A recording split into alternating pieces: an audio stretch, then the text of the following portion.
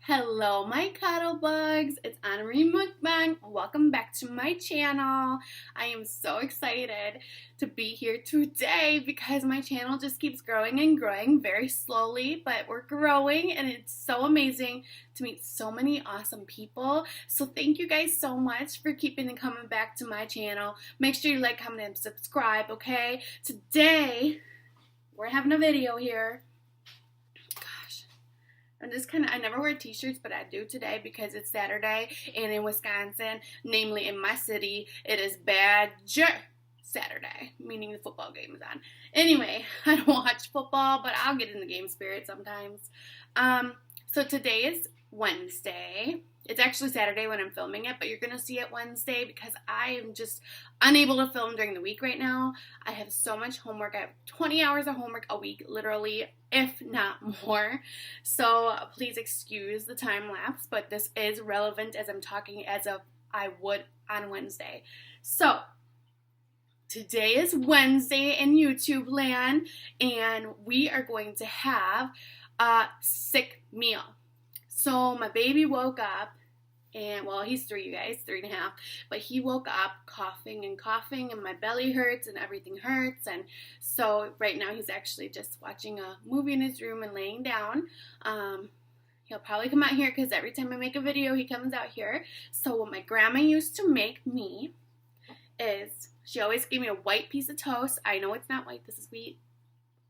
She always made me Mrs. Grass soup. The 5 dots, that's sriracha, you guys.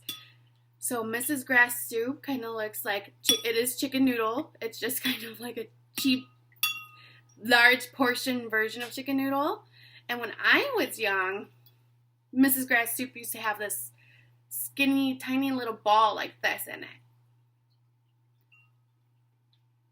And it was the bouillon ball, and you would throw it in the soup, and then it would create the chicken noodle soup. Now they just have a boring little packet, so it's not as fun as I remember it, but this is what she used to make me. And then, of course, water. We never had bottled water when I was younger. We actually had nice well water. And so, yeah, I made this for Colton. So let's give it a go.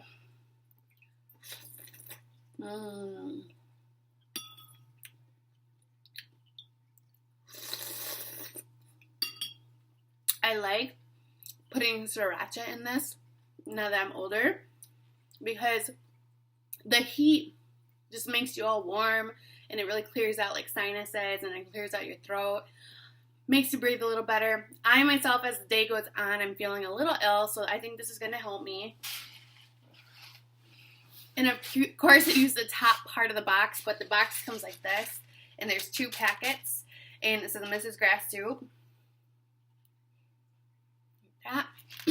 This is less sodium than, it says 2 individual cartons, 3 1-cup servings each, so we should get 3 1-cup servings out of this. We get more than that because I add lots of water, which makes lots of broth, and that's really good for clearing everything out too. The sodium level in here is only 420 milligrams of sodium, so that's half of what you get in like ramen noodles. So I would definitely go with this.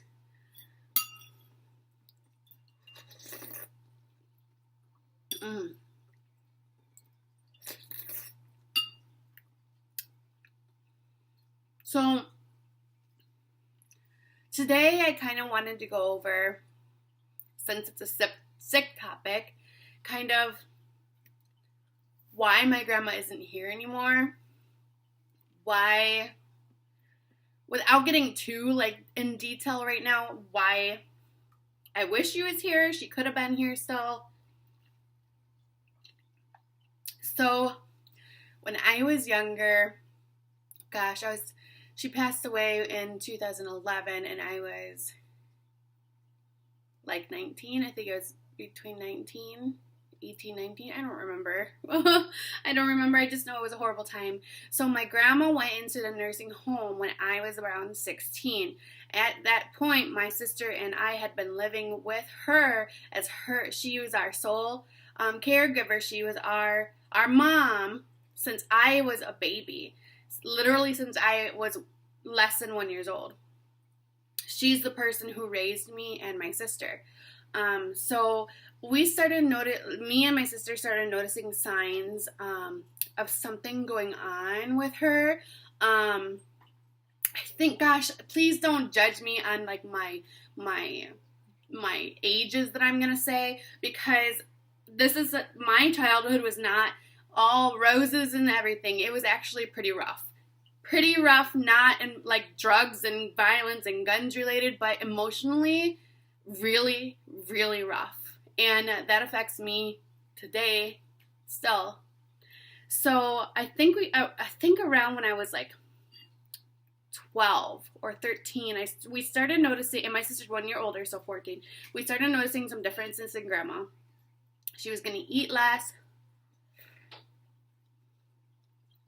She was forgetting things, but not to an extent that we were really worried about it, because we were like, okay, why is she forgetting these things, you know? A couple of years later, so you're getting into like going on 14, 15, Grandma started forgetting a lot of things. She started hiding things. Gosh, it's hard to explain. So now that I've been specialized in the Alzheimer's and dementia field, I realize pocketing, like for food in your cheeks. There's also another terminology for, it's not hoarding, but it's like hiding things. So what she would do is she'd like take a box of this, for instance, and instead of putting it in a normal spot, she would go in her drawers and start shoving things in her drawers, like by her clothes, and hiding things in different places. And she would forget they're there, but she thought at that time that they were supposed to be there. That was a safe place for them to be, which is very confusing to me and my sister, because we had no idea what was going on, you know? We were so young. This progressed to a point where one Christmas, gosh, I'm not going to go into age because I'm just not going to get them right, and I'm going to go back and say, oh my God, I just said the wrong age. But one Christmas, we were setting up the Christmas tree, and always on December 12th, around my dad's birthday, we would go and cut the Christmas tree down at my family's Christmas tree farm. We have a Christmas tree farm, people. And the Christmas tree farm, we would cut down the blue spruce, and then we bring it down and set it up. So my grandma had a thing with trains. She always had this train that went around the Christmas tree, and this is not no fake, not like fake, like cheap train. I mean, this is hundreds of dollars worth of locomotive activity around the train, around the tree. Okay, so it came to a point where one time my sister was trying to help Grandma set up the train set, but my grandma really wanted it in a very particular way for some reason. This year, for some particular reason, and my grandma ended up lashing out and punching my sister in the nose with the metal train car, and my sister's nose started bleeding.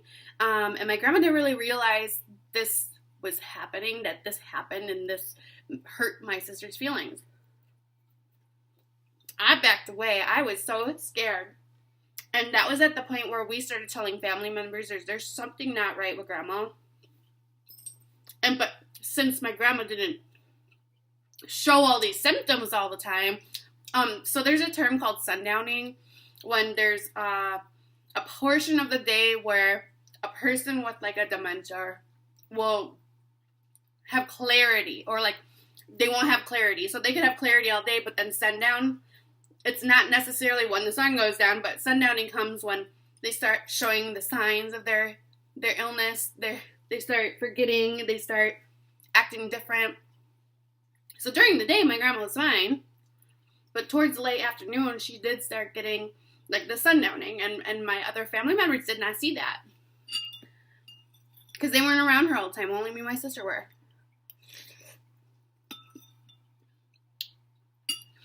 So after this, like, gosh, a couple of months after or whatever, during like spring, summer, she started getting to a point where she was running away from home.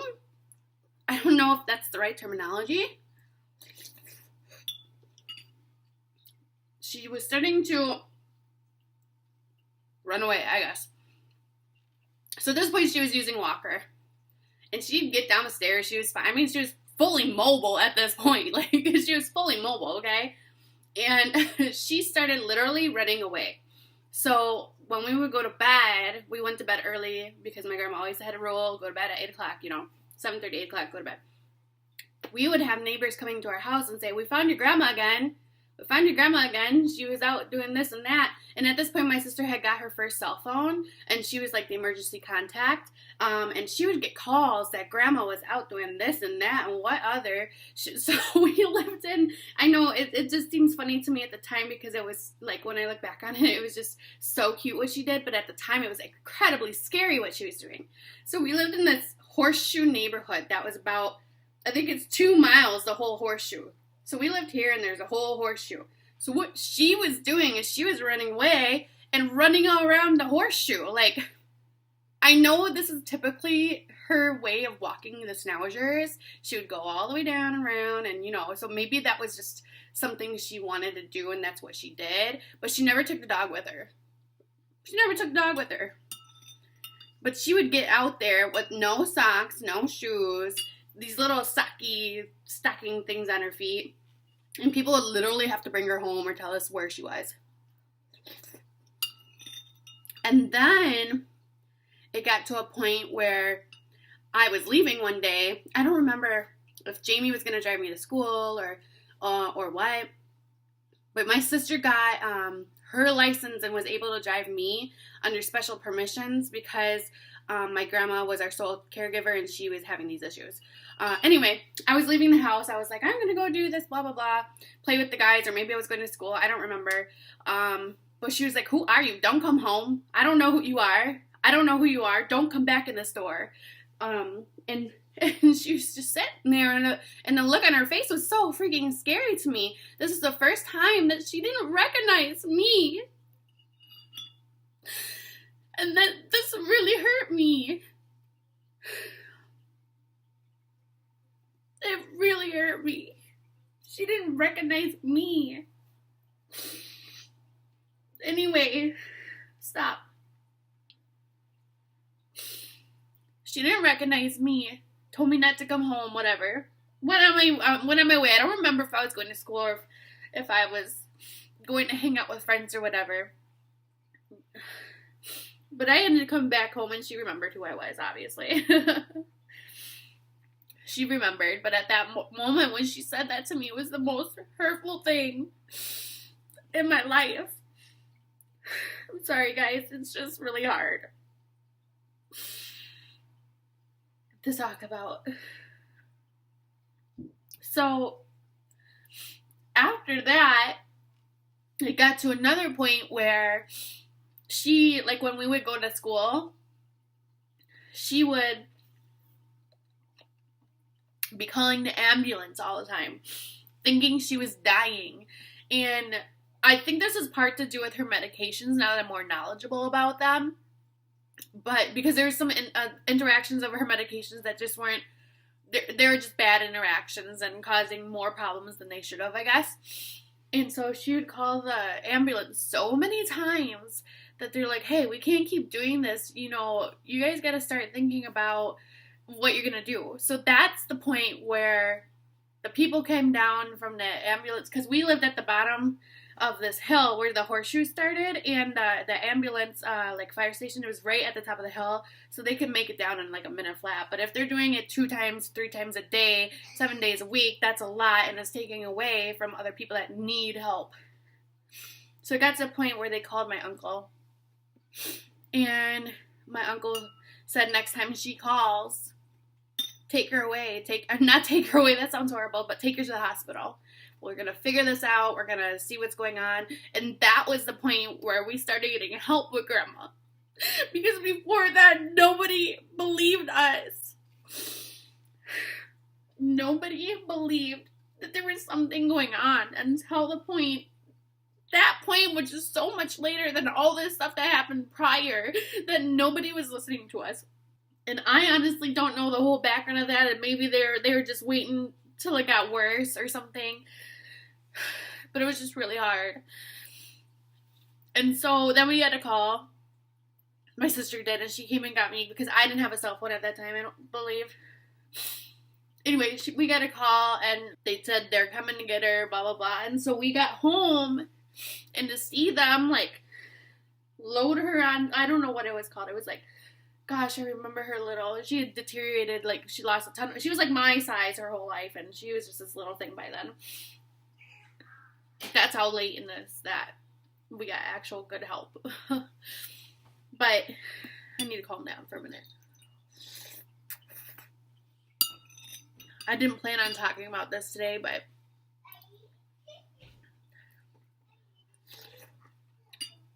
I remember getting home, and Grandma was getting, the ambulance came, and they had this, like, makeshift chair thing from, that would look like, it kind of looked like one of those carts that you move, like, big boxes on. I don't know what it's called. It's like an L shape, and you put boxes on, and you, like, pull it.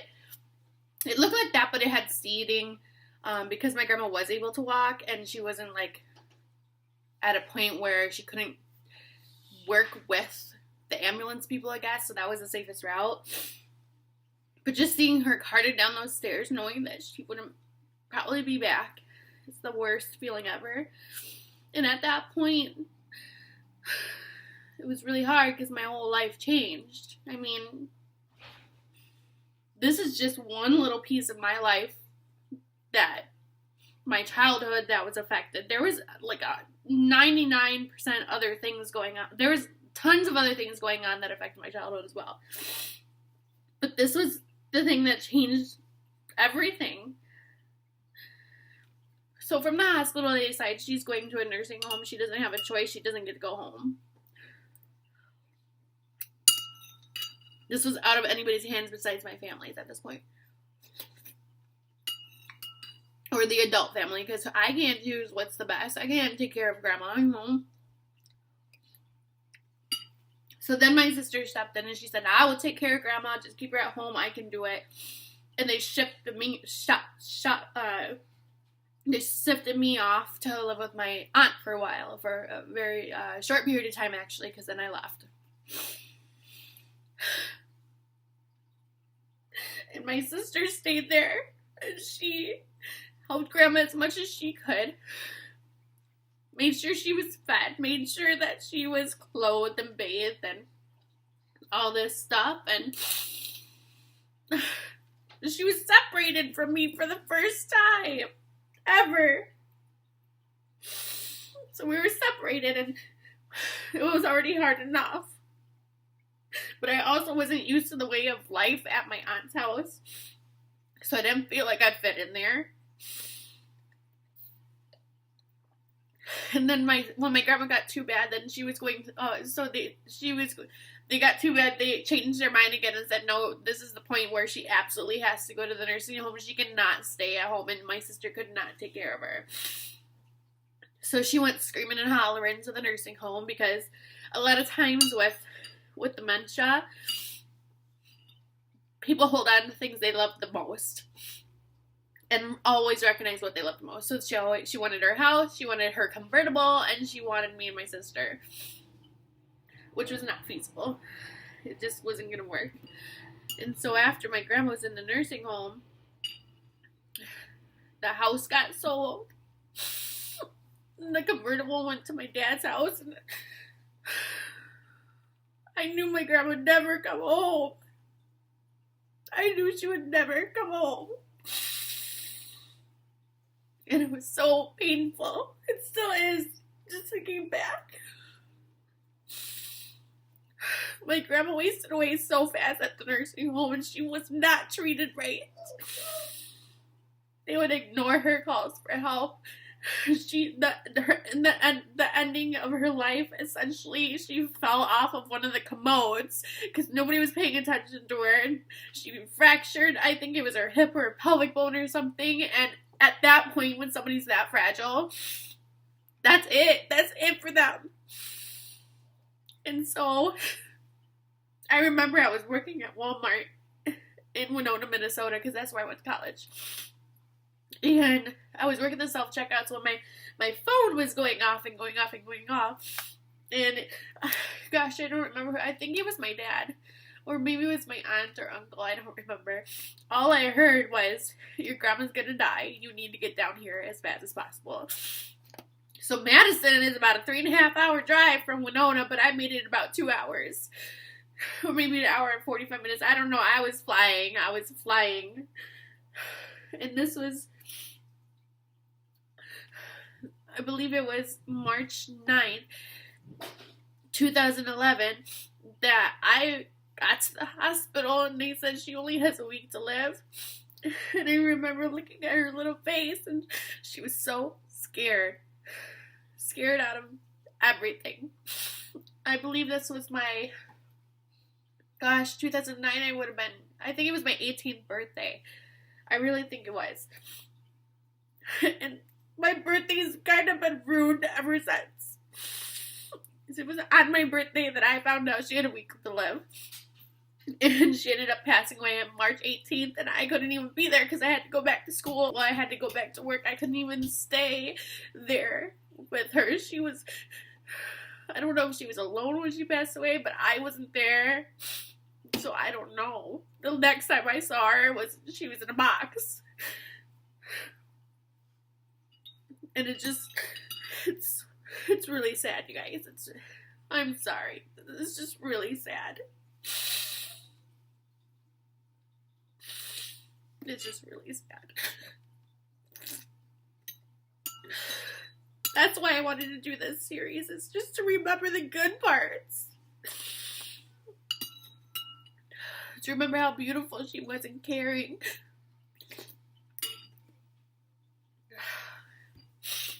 And I didn't mention that after this all happened, she had Parkinson's disease, and Parkinson's disease is kind of what helped start deteriorating her body, and then the drug interactions caused the dementia, and it just was really bad, you guys. It was the worst time in my life, and it happened over years. It happened over years. And in my life, at that point, my grandma was like my only person that was the rock. And so when she passed away, I gained like 80 pounds, maybe 100 pounds, just eating and eating.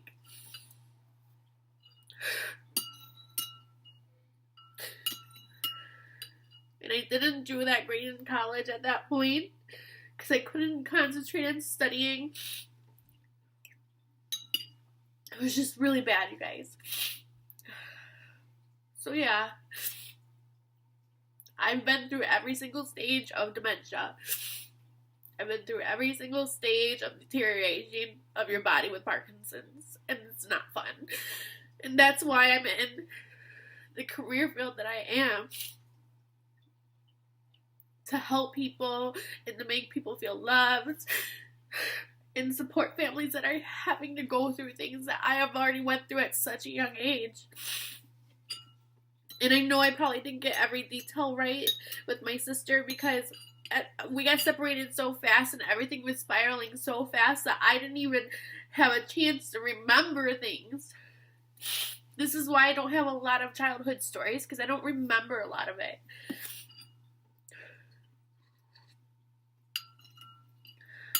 It was a really bad part of my life.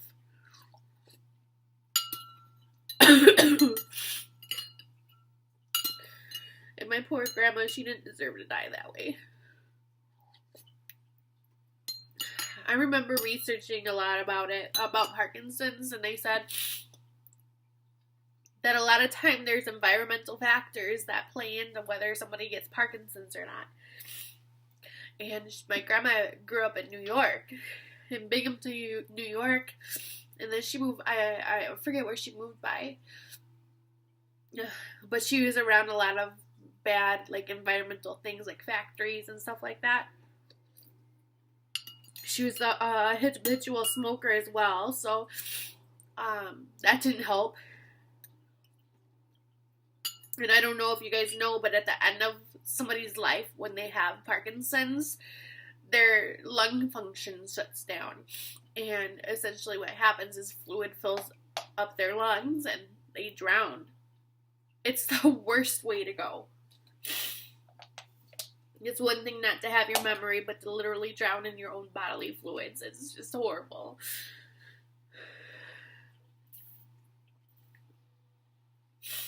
It's just not anything fun, and I knew this video was coming. I knew I was going to have to do this video because a lot of people asked why she's not here anymore.